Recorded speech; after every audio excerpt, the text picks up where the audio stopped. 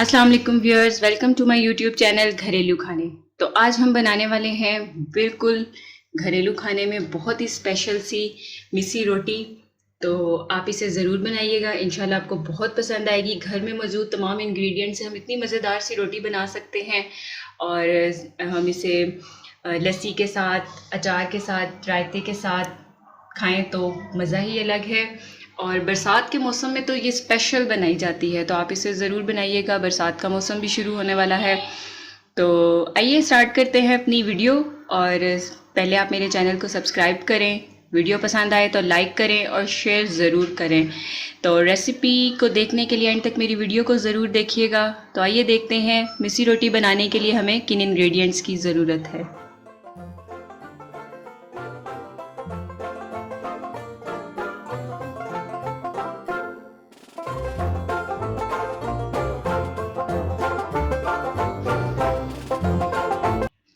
जी viewers, तो मिस्सी रोटी बनाने के लिए सबसे पहले यहाँ पर मैंने लिया है 3 कप मैदा।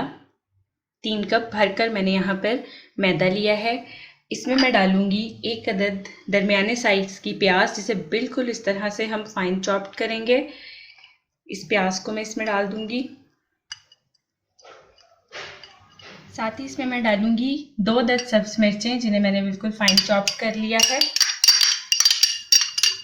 आप ज़्यादा डालना चाहें तो ज़्यादा भी ऐड कर सकते हैं। अगर आप आटा ज़्यादा गूंद रहे हैं तो आप ज़्यादा इस्तेमाल कर सकते हैं। मैं इसमें डालूंगी 1/2 कप मैंने यहाँ पर सूखी हुई मेथी ली है। अगर आपने घर में सुखाई हुई है तो भी ठीक है, वरना ये बाज़ार में, मार्केट में, स्टोर्स पर इजीली अवेलेबल होती है। तो यहाँ मैंने 1/2 कप सूखी मेथी ली है, इसे मैं इस तरह से आटे में डाल दूँगी। और स्पाइसेस में मैं यहाँ पर इस्तेमाल करूँगी 1 टीस्पून नमक, 1/2 टीस्पून लाल मिर्च पाउडर, 1/2 टीस्पून कुटी हुई लाल मिर्च, 1/2 टीस्पून से थोड़ा सा कम हल्दी पाउडर, कुटा हुआ धनिया, 1 टीस्पून ज़ीरा, 1/2 टीस्पून और ज़ीरा पाउडर 1/2 टीस्पून। ये सब स्पाइसेस हम एक साथ इसमें डाल देंगे।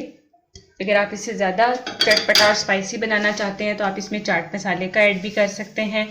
और सब स्पाइसेस को आप अकॉर्डिंग टू योर टेस्ट इसमें ऐड कर सकते हैं, जितना आपको स्पाइसी करना है। हाथों से इसे अच्छे से इस तरह से मिक्स करने के बाद हम इसमें पानी डालेंगे और इसे गूंदकर अच्छा सा इसका डो तैयार कर लेंगे। इस तरह से हम थोड़ा थोड़ा पानी इसमें ऐड करते जाएंगे और आटे को हम बहुत अच्छे से गूंद लेंगे। जिस तरह हम नॉर्मली आटा गूंदते हैं, हम बिल्कुल इसी तरह इसे गूंद लेंगे। आटा यहाँ पर आप कोई भी यूज़ कर सकते हैं। अगर आप इसे मैदे में बनाना चाहें तो आप इसे मैदे में भी बना सकते हैं, लेकिन मैं यहाँ इसे गंदम के आटे में बना। तो यहाँ पर आटा गूंदकर मैंने बिल्कुल इस तरह से इसकी डो बना ली है, जिस तरह हमने आटे के लिए डो गूंदनी होती है। और स्टार्ट में मैंने बिल्कुल गलती से आपको बता दिया कि मैंने यहाँ पर 3 कप मैदा यूज़ किया है, जबकि ये गंदम का आटा मैं यहाँ पर इस्तेमाल कर रही हूँ। और अगर आप चाहें तो आप मैदा या कोई सा भी आटा इस्तेमाल कर सकते हैं इसकी डो बनाने के लिए। तो मैंने यहाँ पे 3 कप गंदम का आटा लिया है और इसे गूंद कर इसको तैयार कर लिया है। अब मैं 30 मिनट्स के लिए इसे सेट होने के लिए छोड़ूंगी और उसके बाद हम इसके रोटियां बनाकर तैयार कर लेंगे।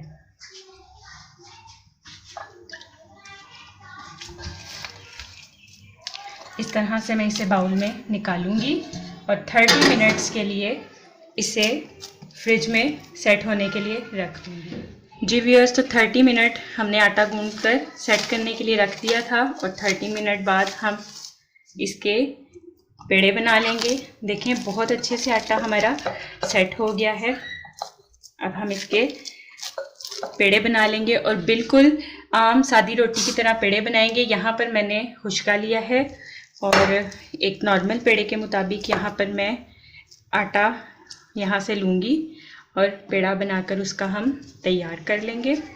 बिल्कुल सादी रोटी की तरह हम यहाँ पर इसका पेड़ा बनाएंगे। पराठे की तरह हमने इसका पेड़ा नहीं बनाना, इस तरह से। और इसी तरह मैं अपने बाकी के सब पेड़े बनाकर तैयार कर लेती हूँ। जी व्यूअर्स, तो पेड़े मैंने तैयार कर लिए हैं। अब हम इस तरह से पेड़े को उठाएंगे और बिल्कुल आम रोटी की तरह हम इसे अच्छे से बेल लेंगे। हाथों से पहले आप इसे सेट करें और फिर इस तरह से फ्लोर पे रखते हुए आप रोटी की तरह इसको बेल लें। इस तरह से हमने रोटी को अच्छे से बेल लिया है। आप इसे बहुत ज़्यादा नहीं दबाएंगे क्योंकि जो भी हमने इसमें प्याज वगैरह ऐड किए हैं अगर वो नीचे लगेंगे और चिपक जाएंगे और रोटी फट जाएगी।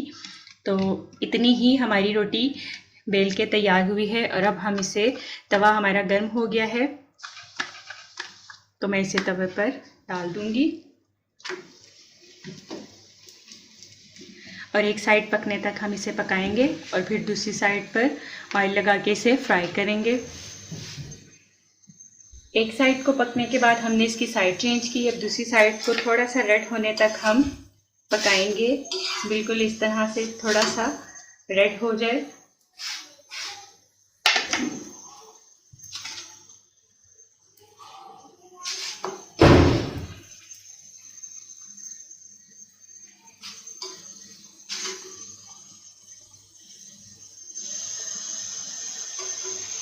जी व्यूअर्स, तो थोड़ा सा रेड होने के बाद यहाँ पर मैंने दो तरह से घी लिए हैं। एक साइड पे मेरे पास है देसी घी और दूसरी साइड पे है नॉर्मल घी, बनास्पति घी।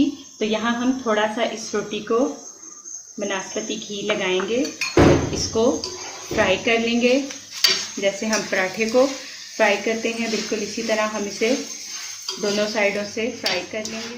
तो एक साइड से हमारा पराठा फ्राई हो गया है, अब हम इसे दूसरी साइड से फ्राई करेंगे।